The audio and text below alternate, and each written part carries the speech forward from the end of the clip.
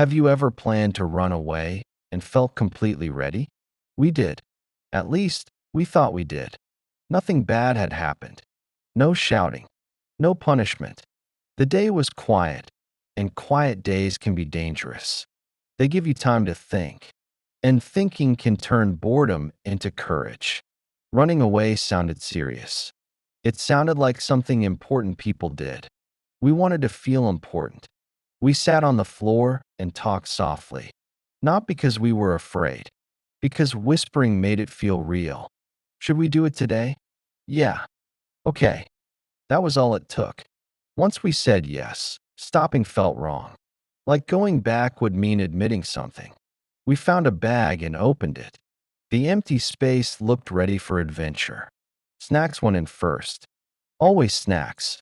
What should we bring? Food. What kind? The good kind. We chose things we liked, not things we needed. Chocolate felt smart. Cookies felt practical. Food meant survival. That logic was enough. Then we looked around the room. At the toys. At the familiar things. Can I bring this? You should. Okay. We believed toys could protect us. Not from danger. From feeling alone. We did not pack clothes. We were already wearing some. That felt reasonable. We did not pack water. Water existed everywhere. At least, that is what we believed. Money never came up. Money belonged to adults. We were doing this our way. We also did not plan where to go. Which direction? That one. Why? It's fine. Walking was a plan. Somewhere would appear. The bag was heavy when we closed it. That made us proud. Heavy is good. Yeah, it means we're ready. Ready meant brave. Brave meant right. We waited until the house was quiet. No voices. No footsteps. The door opened slowly. It did not make a sound. Outside, everything looked normal. The street was the same. The houses were the same. That was disappointing. We expected freedom to look different. We stepped onto the sidewalk anyway. This was still happening. So this is it. Yeah. We walked slowly. Running felt childish. We wanted to look serious. We passed a few houses. Nothing happened. Then a voice stopped us. Hey, where are you two going? It came from across the street. A neighbor. An adult. We froze. He was holding a cup. Standing still. Watching us. We're just going out, I said. He looked at the bag. Then at our faces. That's a big bag, he said. Where are you headed? I felt my mouth get dry. This question had not been part of the plan. Just around, he said. The man nodded slowly. Not convinced. Not angry. All right, he said. Don't go too far. He went back inside. We did not move for a moment. Our hearts were loud. Too loud. They almost caught us, he said. They didn't, I said. So it's fine. But something had changed. We felt smaller. We kept walking. Faster now. The street grew longer. The houses repeated. The bag pulled on my shoulder. I adjusted it again. And again. Is it heavy? A little. You're okay. I did not complain. Complaining felt weak. After a while, we stopped talking. Silence followed us. Then we opened the bag. Without discussion. Without stopping. We ate while walking. Chocolate first. Then cookies. Eating made us feel better. For a few minutes. The bag became lighter. Too light.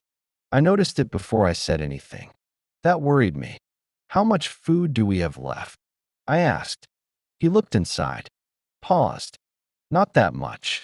We kept walking. The street ended. Another street began. Nothing looked familiar now. That should have felt exciting.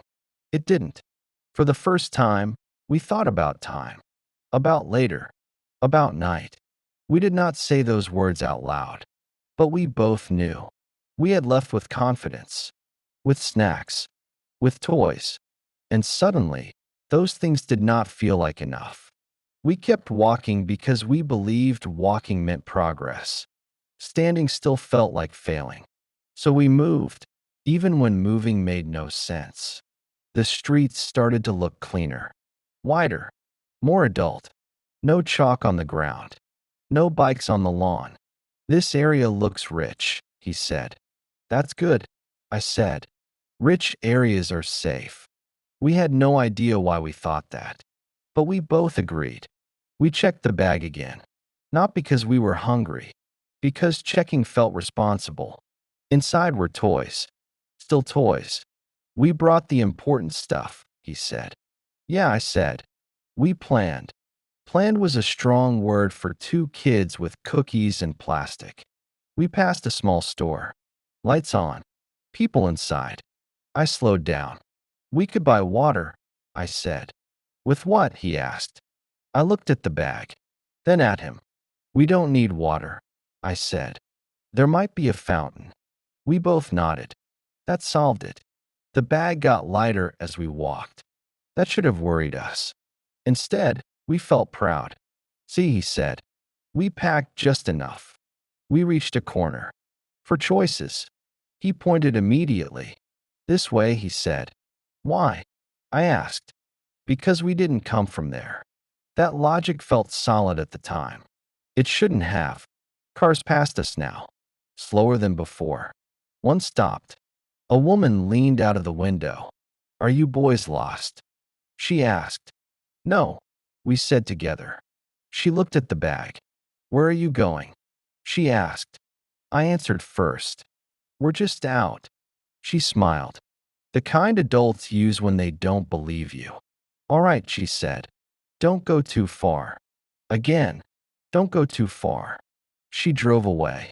They keep saying that, I said. Saying what? He asked. Like they think we can't handle it, I said. He nodded. That made us angry. Angry felt close to brave. We walked faster, then slower. My legs hurt now. My shoulder hurt. I think the bag is heavier, I said. That's because you're tired, he said. I can carry it. He took it, walked 10 steps, stopped. It's heavier than I thought. He gave it back.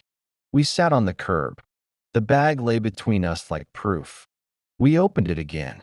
One cookie left. Broken. We stared at it. Should we eat it now? I asked. What if we need it later? He said.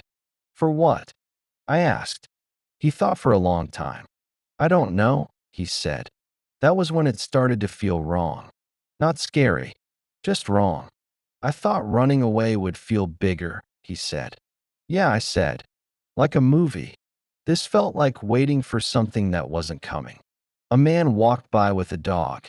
The dog stopped. Everything okay? The man asked. Yes, he said. Then quieter. I think. The man looked at us. It's getting late, he said. Do your parents know where you are? We didn't answer. He didn't push. Well, he said. Don't go too far. That sentence again. After he left, we didn't speak. We both knew. We had brought snacks. We had brought toys. We had not brought money, or a plan, or any idea what came next. I want to go home, he said. He didn't sound ashamed, just tired. Me too, I said. Turning around felt like losing, and also like breathing again. On the way back, everything slowly made sense. The streets, the turns. Our street appeared like it had been there the whole time. The house looked small, safe. Inside, no one said anything. That made it worse. Later, I saw the bag in the corner. Still open. Toys inside. Wrappers. Empty space. We thought freedom meant leaving. We thought being ready meant carrying things. But that day, we learned something simple. Freedom needs more than snacks. More than courage. More than wanting it. It needs knowing what comes next. And we didn't.